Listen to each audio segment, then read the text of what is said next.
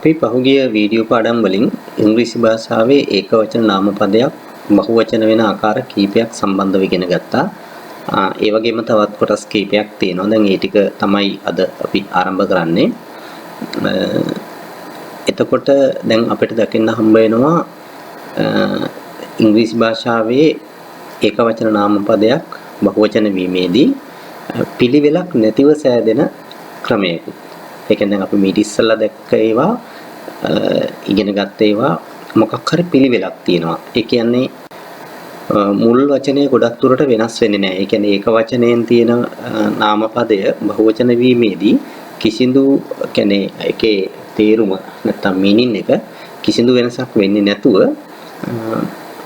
මොන හරි අකුරු වලින් තමයි ඒක බහුවචන බවට පත් වෙන්නේ.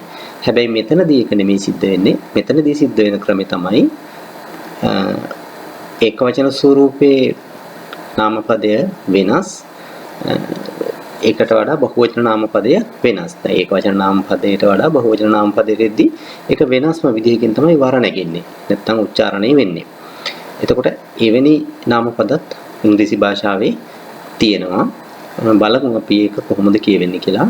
We know that several nouns in English have unusual or irregular plural forms. බලන්න අසාමාන්‍ය නැතකොත් පිළිවෙලක් නැතිව සෑදෙන බහුවචන ආකාර ඉංග්‍රීසියේ ඇති බව අපි දන්නවා. ඔව් මේ වෙනි වචනත් අපිට ඉංග්‍රීසි භාෂාවේ දකින්න හම්බ වෙනවා.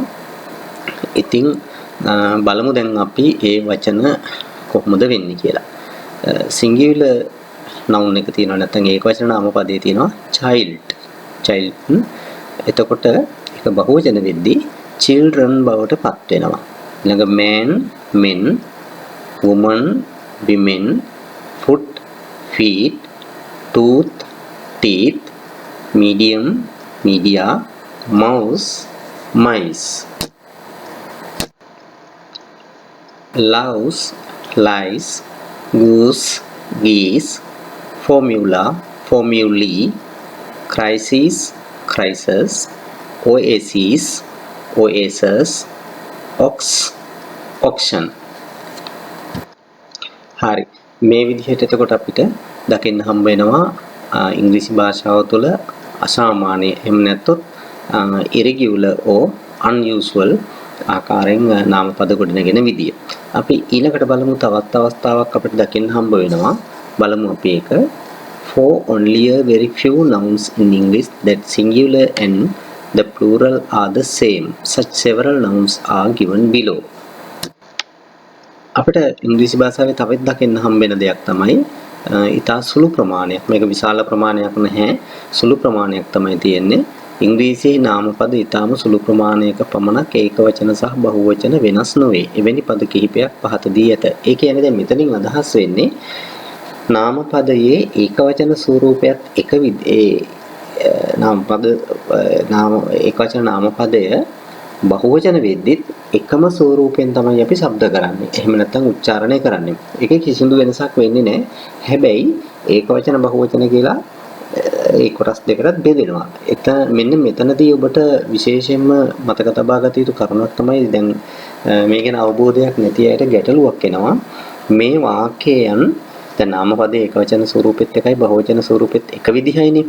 එතකොට මේ නාමපදය ඒකවචන වාක්‍යයක ගොඩනැගීමේදීත් බහුවචන වාක්‍යයක ගොඩනැගීමේදීත් ඔබට ගැටලුවක් එනවා කොහොමද ඒක වෙන්නේ කියලා.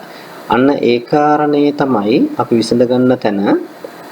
ඔබට මතක ඇති මම කිව්වා ඉංග්‍රීසි භාෂාව ඉගෙන ගන්නකොට අපි ප්‍රධාන කොටස් 4කින් ඉගෙන ගන්න ඕනේ කියලා. අන්න ඒකෙදී ඔබට මතක ඇති අපි කතා කරා word classes කියලා වර්ගයක්. එතකොට මේ word classes කියන කොටසේ තමයි මෙන්න මේ නාමපද කියන කොටස තියෙන්නේ. එතකොට දැන් නාමපද ගැන අපි මේ වෙනකොට ඉගෙනගෙන තියෙනවා. ඔබ මෙතෙන් දෙනකොට ඒ ගැන අවබෝධයක් තියෙනවා. එහෙමනම් මේ නාමපදයක් වාක්‍යයක අඩංගු කරද්දී ඒ වාක්‍ය ඒකවචන ස්වරූපේ වාක්‍ය තියෙන බව අපි දන්නවා. ඉංග්‍රීසි භාෂාවේ බහුවචන වාක්‍ය ස්වරූප තියෙනවා. මේක ඕනම භාෂාවක තියෙන දෙයක්. එතකොට දැන් කොහොමද මේක ගොඩනගන්නේ? අන්න මෙතෙන්ට ඕන වෙනවා. මතක ඇති ඔබට මම කිව්වා අර කොටස් 4 ඊළඟ කොටස be verbs කියන කොටස. මෙන්න මේ be verbs කියන කොටස උපයෝගී කරගෙන තමයි අපි වාක්‍යයේ ඒකවචන සහ බහුවචන ස්වරූපයට හරවගන්නේ. ඔබට මේ නාමපද පාඩම් ටික ඉගෙන ගත්තට පස්සේ තවත් කොටස් කීපයක් තියෙනවා. ඒකෙන් පසුව ඔබට be verbs පාඩම ඉගෙන ගන්න පුළුවන්. be verbs අපි දන්නවා ඕන කෙනෙක් ඉක්මනට වචන කීපයයි තියෙන එක කියනවා. හැබැයි ඊට වඩා මේව පාඩම් මාලාවේදී ඔයගොල්ලොන්ට ඊට වඩා ගැඹුරෙන් මේක ඉගෙනගෙන මේ be verbs කොහොමද වාක්‍යයක යොදවන්නේ කියන කාරණේ ඉගෙන ගන්න පුළුවන්. අපි be verbs පාඩමේදී ඒක කතා කරමු. ඒ වගේම හැමදෙනාම මතක තියාගන්න මේ වීඩියෝ නරඹන සියලු දෙනාම මේ word classes පාඩම සම්පූර්ණ ඉවර වෙන තෙක් මම කිසිදු වාක්‍යයක් නිර්මාණය කරන්න හෝ ලියන්න ඔබට යෝජනා කරන්නේ නැහැ.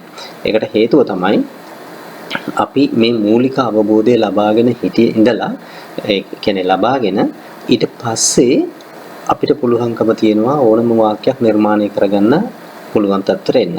එහෙම නැතුව මේක කලවමේ යන්නේ නැහැ. මේවා හැම පාඩමක්ම පිළිවෙලකට තමයි සකස් කරලා තියෙන්නේ. ඒ වගේම පිළිවෙලට ඉවර කරලා තමයි අපි අදාළ තැනට යන්නේ. ඉතින් ඒක නිසා කලවමේ වැඩ කරන්නේ නැහැ. යම්කිසි පිළිවෙලකට මුල ඉඳලා ඉස්සරහට යනවා. දැන් බොහෝ අවස්ථාවල ගැටලුවක් එන්න පුළුවන්. මේ මොකද්ද උගන්වන ක්‍රමය කියලාත් ගැටලුවක් එන්න පුළුවන්. ඉතින් ඒක ඔබ තමයි තීරණය කරන්න ඕනේ. ඔබට ගැළපෙන විවිධ ක්‍රම ඇති. නමුත් මේ ක්‍රමයේ ගැළපෙන අය මේ ක්‍රමය ඔස්සේ ගිහිල්ලා තමන්ගේ ඉංග්‍රීසි දැනුම සංවර්ධනය කරගන්න පුළුවන් නම් ඒක තමයි අපි බලාපොරොත්තු වෙන දේ. ඉතින් මම ඉගෙනීම් කටයුතු කරන්නේ මේ ක්‍රමයට තමයි. මොකද පිළිවෙලකට ගියපුවම ඕනම කෙනෙකුට අල්ලගන්න පුළුවන්. හැබැයි මේක ඉක්මනින් පොඩි කාලෙකින් කරන්න පුළුවන් දෙයක් නෙමෙයි. ටික කාලයක් මේ වැඩේට යනවා. ඒ වගේම හොඳ අවබෝධයකුත් ලැබෙනවා කියන එක පැහැදිලි. හොඳයි අපි බලමු. එහෙමනම් මෙන්න මේ සුළු ප්‍රමාණයක් තියෙන ඉංග්‍රීසි භාෂාවේ නාමපද ඒකවචන සහ බහුවචන යන ස්වරූප දෙකම සුළු ප්‍රමාණයක් තියෙන නාමපද වර්ග මොනවද කියලා. මෙන්න මෙම නාමපද ටික තමයි තවත් කීපයක් තියෙනවා. නමුත් මෙතන කොටසක් ඇතුළත් කරලා තියෙන්නේ. ඔබ වරදවා තේරුම් ගන්න එපා. මේ ප්‍රමාණය විතරයි තියෙන්නේ කියලා. තව තියෙනවා නැත්තේ නැහැ. ඉතින් බලන්න මේ නාමපදවල ස්වරූපය ඒකවචන ස්වරූපය dear, බහුවචන ස්වරූපය dearම තමයි. ඊළඟ fish, food, furniture, information, sheep, stone. ඉතින් ඔබට පැහැදිලි ඇති. ඇත්තටම මෙතන හරියට අවබෝධයක් නැති කෙනෙකුට ලොකු ගැටලුවක් එනවා මේ නාමපදයේ කොහොමද බහුවචන වෙන්නේ කියලා. මොකද ඒකවචන මෙතන singular form එකයි plural form එකයි දෙකම එක වගේ තියෙන්නේ. එතකොට මේක ඒකවචන ස්වරූපයේ සහ බහුවචන ස්වරූපයේ හුවා දැක්වීම සඳහා අපිට අනිවාර්යෙන්ම අර be verbs කියන කොටස උමනා වෙනවා. ඒ කියන්නේ වාක්‍යයක මේ නිර්මාණය කිරීමේදී නැත්නම් වාක්‍යයක් සකස් කිරීමේදී මම මුලින්ම කියලා ඇති නාමපදයේ විතරක් තිබුණට නැත්නම් නාමපදයේ පමණක් තිබුණට වාක්‍යයක් නිර්මාණය කරන්න බෑ කියලා මම කියලා ඇති. එහෙමනම් තව වචන කීපයක් එකට එකතු වෙන්න ඕනේ. ඒ වචන කීපයෙන් එකක් තමයි මේ නාමපදයට එක්ක එකතු වෙන be verbs කියන කොටස. එතකොට be verbs සම්බන්ධව හොඳ අවබෝධයක් ලබා ගත්තාම ඕගොල්ලන්ට හරියම පහසු වෙනවා වාක්‍යයක් නිර්මාණය කරගන්න එක. ඉංග්‍රීසි හරිය විදිහට අවබෝධයක් තුලින් ඉගෙන ගත්තොත් ඉංග්‍රීසි කියන්නේ ලොකු අමාරු භාෂාවක් නෙවෙයි. ඒක හරි අවබෝධයකින් ඉගෙන ගන්න ඕනේ. ඒ වගේම හොඳට මතක තියාගන්න මම මේ සිංහලෙන් පැහැදිලි කරන්නේ නොදන්න ඔබට මේක හරි විදිහට වැටහෙන්න. හේතුව තමයි මේක ඉංග්‍රීසියෙන් කතා කරන්න පුළුවන්. ඉංග්‍රීසියෙන් කතා කරොත් ඔබට වැටහෙන ප්‍රමාණය අවමයි. ඒක නිසා තමයි සිංහලෙන් ඔබට පැහැදිලි කරලා දෙන්නේ. හැබැයි ඔබ මතක තියාබා ගන්න ඔබ ප්‍රැක්ටිස් කරන්න ඕනේ. ප්‍රැක්ටිස් කියලා කියන්නේ පුහුණු වෙන්නට ඕනේ. ඔබ මේ සිංහල භාෂාවෙන් අවබෝධ කරගන්න එක ඇත්තටම බොහෝ ඉංග්‍රීසි වලට දුර්වල අයට හරිම පහසුයි. හැබැයි එතන පහසුයි කියලා ඔබ නිකන් ඉන්න බෑ. ඔබට ඉංග්‍රීසි ඉගෙන ගන්න ඕන නම් ඉංග්‍රීසි කතා කරන්න ඕනේ නම් ඉංග්‍රීසි භාෂාව සම්බන්ධව නිපුණත්වයක් ලබා ගන්නට ඕන නම් ඔබ භාෂාවේ පුහුණු වීම ලබන්න ඕනේ. ඔබ කාට හරි ඉංග්‍රීසියෙන් කතා කරන්න පුරුදු වෙන්න ඕනේ.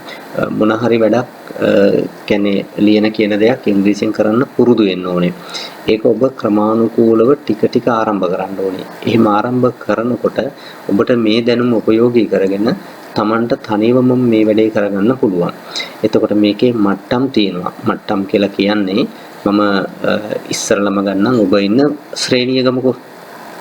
ඔබේ ශ්‍රේණියේ ඔබ ගන්න ලකුණු ප්‍රමාණය වැඩි කරගන්න පුළුවන්. වාර විභාග වලට වැඩි කරගන්න පුළුවන්.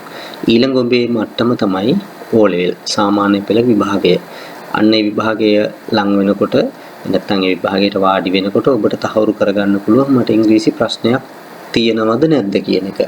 එතන ඊළඟ ඔබේ මට්ටම තමයි උසස් පෙළ මට්ටම. උසස් පෙළත් ඔබට ජෙනරල් ඉංග්‍රීසි විෂය ධාරාව තියෙනවා. ඉතින් ඒක ටිකක් තරම සංකීර්ණයි.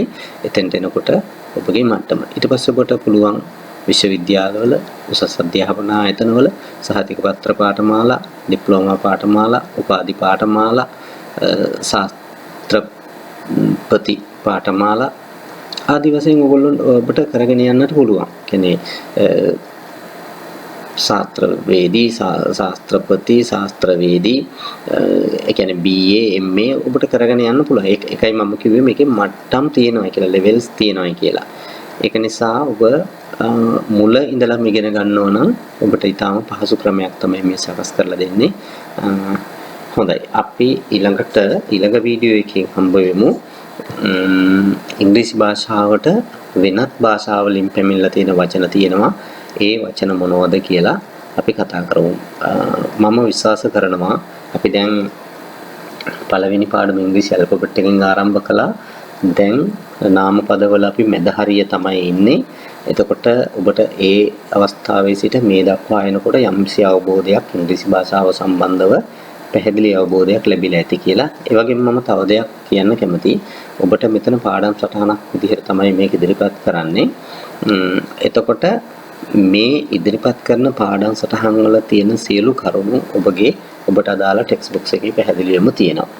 එතකොට ඔබ ටෙක්ස්ට් බුක්ස් එකයි කියන්නේ ටෙක්ස්ට් බුක්ස් එක කියලා කියන අපි කියන පෙළපොත කියලා කියනෝනේ. පෙළපොතයි මෙතනයි වෙනස් විදිහකට හිතන තියෙනකොට සමහර වෙලට හිතන්න පුළුවන් මේ මොන ඉංග්‍රීසියක්ද කියලා හිතන්න පුළුවන්. හැබැයි ඔබ හරි අවබෝධයක් තුළින් මේ කොටස හරියට අධ්‍යයනය කරලා ඔබ පෙළපොතේ වැඩ ටික කරන්න ආරම්භ කරොත් ඒවැය තියෙන ක්‍රියාකාරකම් කරන්න ආරම්භ කරොත් ඔබට පැහැදිලි වෙයි ඔබ කොච්චර උසස් මට්ටමකට ඇවිල්ලා ඉන්නවද කියලා. හොඳයි. අපි එහෙමනම් ඊළඟ වීඩියෝ එකකින් හම්බ වෙමු. ඉංග්‍රීසි භාෂාවට වෙනත් ලෝකයේ තියෙන වෙනත් භාෂාවලින් ඇවිල්ලා තියෙන වචන මොනවද කියලා ඉගෙන ගැනීමට.